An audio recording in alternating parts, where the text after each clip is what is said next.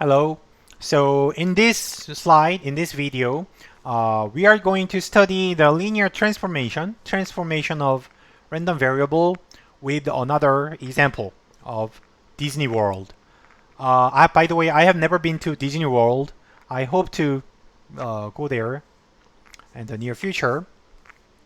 So anyhow, think about the probability distribution of my trips to Disney World next year. How many times can I go to Disney World next year? Like, just, I think 50%. Maybe I will not be able to go there. But like 40%, I think I can go there once next year for the first time.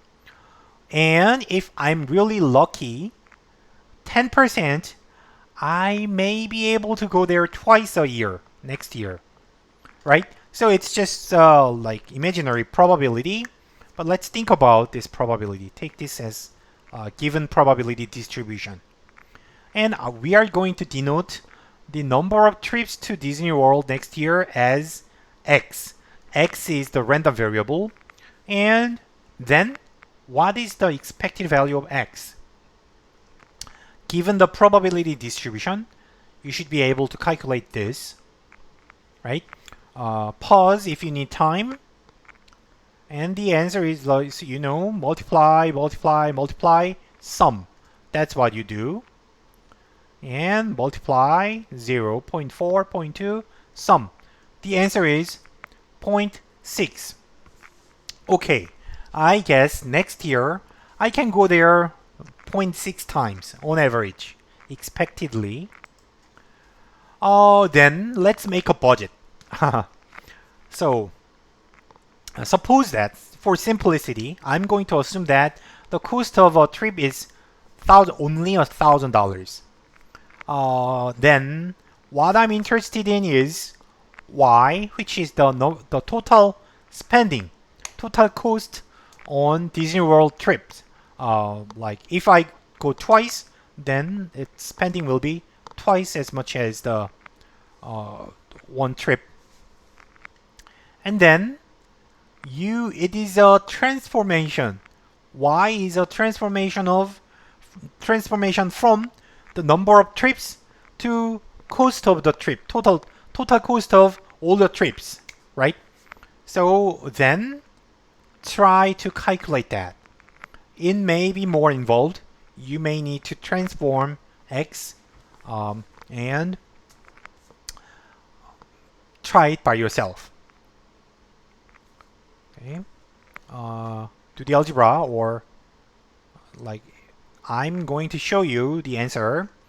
So what we are going to do is, first we have to transform x into y, and then using the same probability, we are going to calculate probability weighted outcomes for the new random variable y, and then sum all the probability weighted outcomes for y. That's 3 steps we are going to use. And by the way, another possible way is to use the average of x and use the linear transformation theorem, right? We just directly transform the average of x into y. But as I said, this can be dangerous because it breaks down if the relationship was not linear. If you are uncertain if the transformation is linear or not, then I don't recommend this method. Just then take the safe way using the probability weighted outcomes. So let's take the first method first. The relationship between x and y can be written this way. So for each trip, you have to spend $1,000 simply. So y is 1,000 times x, which is linear, right? Its slope is 1,000, intercept is 0. So it's linear, pretty simple. And then we verified the relationship is linear, and then we use the average of x. Average number of trips was 0.6. Plug it into the relationship. 1000 times number of trips. So 600. The answer is 600, right? This is the shortcut. But just in case if you are uncertain, you will have to do this. Transform x into y by multiplying 1000. It's straightforward. If you don't go there, then your cost is 0. If you go once, $1,000, twice, $2,000. Pretty straightforward. Probabilities are the same, right? Going once, going to Disney World once is the same event as spending $1,000 on Disney World. So they have the same probability, and weighted outcome for y is like this, and sum $600. So either way, the results should be the same because the transformation was linear, right? Now, I'm going to make the case a little bit tricky. So, what I found was, say, a discount ticket.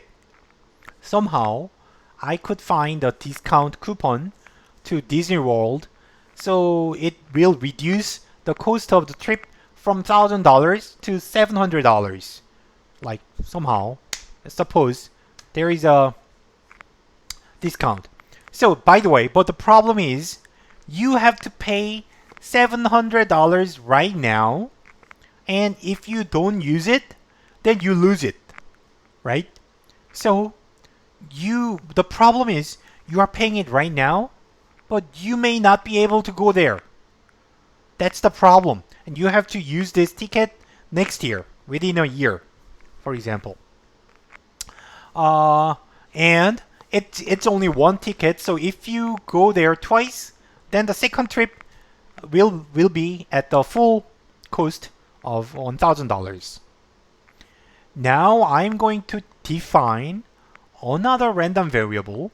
So I'd like to see if this ticket is worth, if buying this discount ticket is economic or not. So to do that, I define Z is as the total spending, total cost on Disney World if you buy the discount ticket. If you buy it right now, what will be the total spending? Right? Then, so as I said, even if you don't go to Disney World, you already paid $700 now. So your total cost is $700. But if you go there once, still the cost is $700. You may use the discount ticket.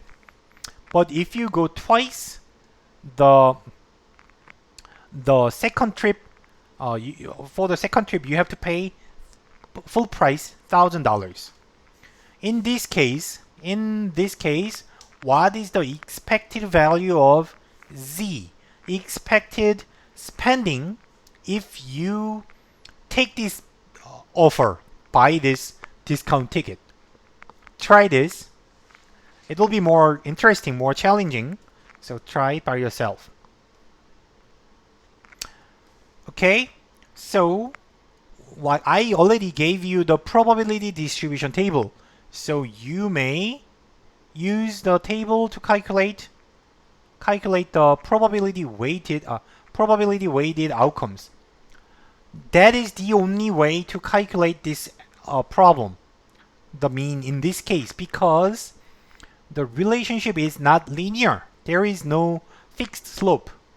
For example, when x changes from 0 to 1, the slope in z is 0, does not increase. But when x changes from 1 to 2, it increases by 1,000. The slope is positive. So it's not linear. It goes like flat, then go up. So it's not linear. Therefore, the theorem does not work. You cannot use the expected value of x to calculate the expected value of z. You have to take the full way, full steps to calculate the probability weighted outcomes, right? So it's standard method, and in the end, excuse me, the expected spending is $800, which is more expensive. Previously, expected spending was $600 if you do not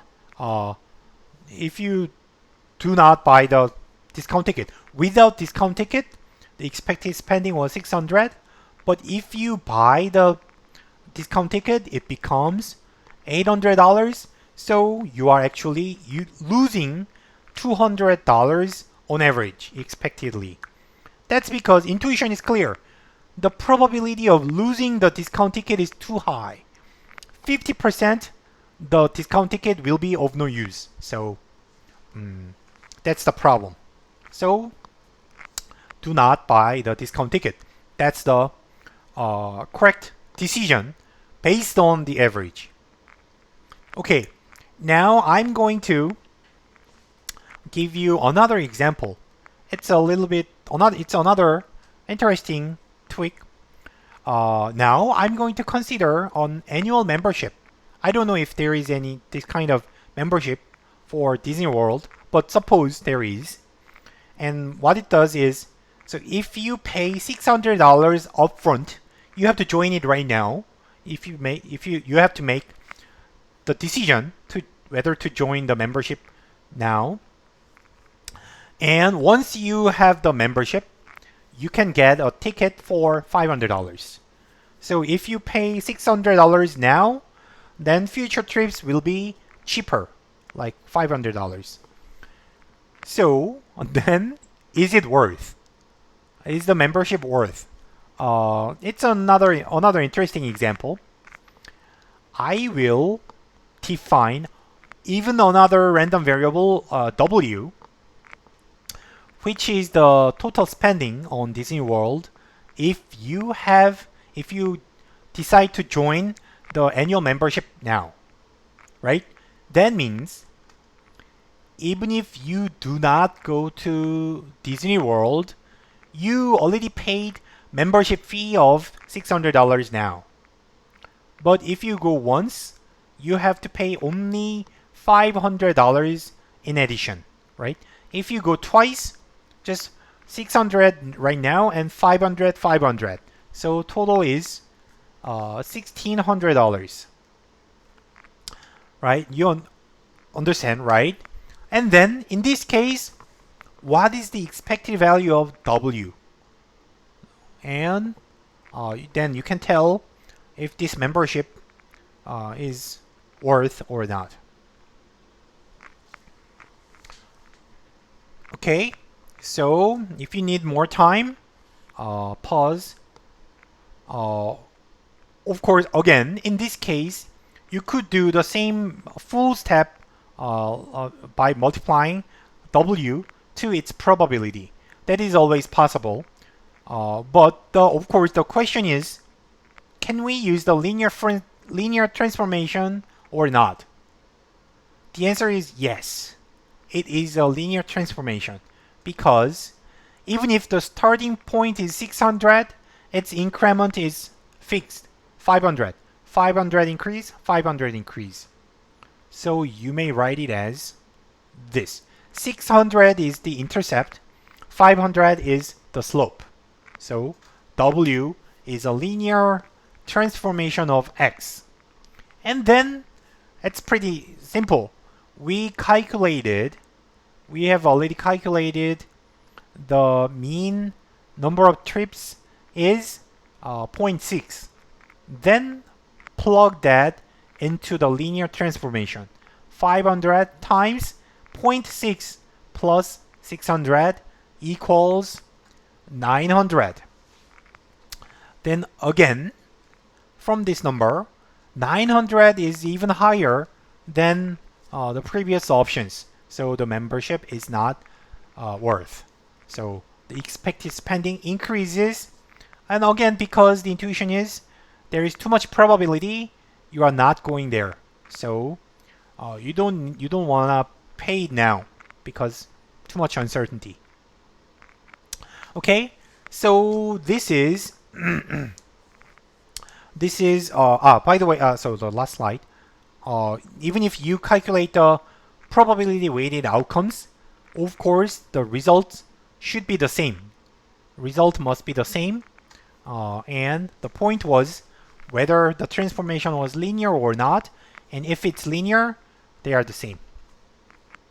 Okay, thank you for watching. I'm going to change the gear a little bit, and we'll talk about an alternative to the mean in the next video. I'll see you there.